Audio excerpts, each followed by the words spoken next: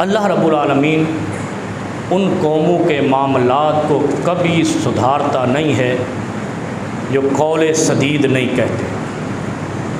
قول سدید ہوتا ہے سیدھی بات نہیں کرتے، سچ نہیں بولتے، بس قولوا قولا سدیدا۔ اچھا، اللہ نے شرط لگائی ہے اس آیت کے اندر کہ جو لوگ سچ نہیں بولتے ان کے اعمال درست نہیں ہوتے۔ یصلح لکم اعمالکم، مطلب ان کے معاملات ٹھیک نہیں چلتے۔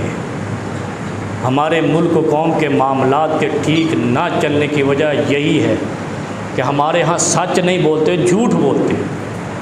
آپ دیکھیں الیکشن کے دن تھے نا، آپ کو کیا کہا گیا تھا؟ ایک نے کہا 300 یونٹ فری دیں گے بجلی، دوسرے نے کہا ہم 200 یونٹ فری دیں گے۔ کہا ایسے یا نہیں کہا؟ میں جھوٹ بول رہا ہوں یا سچ بول رہا ہوں؟ یہ میں تو اس نتیجے پہ پہنچا ہوں کہ دجال بھی ان سے شرما گیا ہو۔ اتنی بڑی امیدیں تو دجال بھی نہیں دلوائے گا۔ کیا ان کو پتہ نہیں تھا کہ ملک کس حال میں ہے؟ یہ قرآن ہے، اور اگر قرآن ہم معاشرے پہ فٹ نہیں کر سکے تو ہم عالم ہی نہیں ہیں۔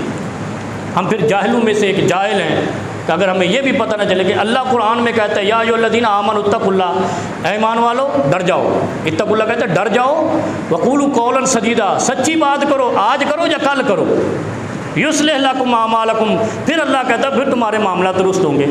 ہمارے معاملات خراب اس لیے ہیں کہ جنہوں نے 300 یونٹ بجلی فری دینی تھی انہوں نے 1 یونٹ 3000 کا کر دیا، اور کہتے ہیں ملک سدھر جائے گا۔ لو قرضہ IMF سے، لو قرضہ یہودیوں سے، عیسائیوں سے، یورپیوں سے، مغرب سے، مشرق سے، کبھی معاملات تمہارے درست نہیں ہوں گے۔ یہ چیلنج ہے، جب تک تم اپنے کیے گئے وعدے پر عمل نہیں کرو گے منافق ہو، اور منافق کو جہنم میں کلٹیاں دی جائیں گی، یوم تقلب وجوہہم فی النار۔ تو اس کا مطلب یہ نہیں ہے کہ مر جائیں گے تو دیکھا جائے گا، یہی تقلبہ، یہی ہمیں جہنم میں، دنیا جہنم بنی ہوئی ہے پاکستان، کہ ہمیں سمجھ نہیں آتی۔ لوگ خودکشیاں کرنے لگ گئے، گھروں سے باہر آ گئے ہیں، بھیک مانگنے لگ گئے، پریشان ہیں۔ 300 یونٹ فری دیں گے، 1 یونٹ 3000 کا کر دیا ہے، اور اللہ قرآن میں کہتا ہے تمہیں اسی میں غرق کر دوں گا۔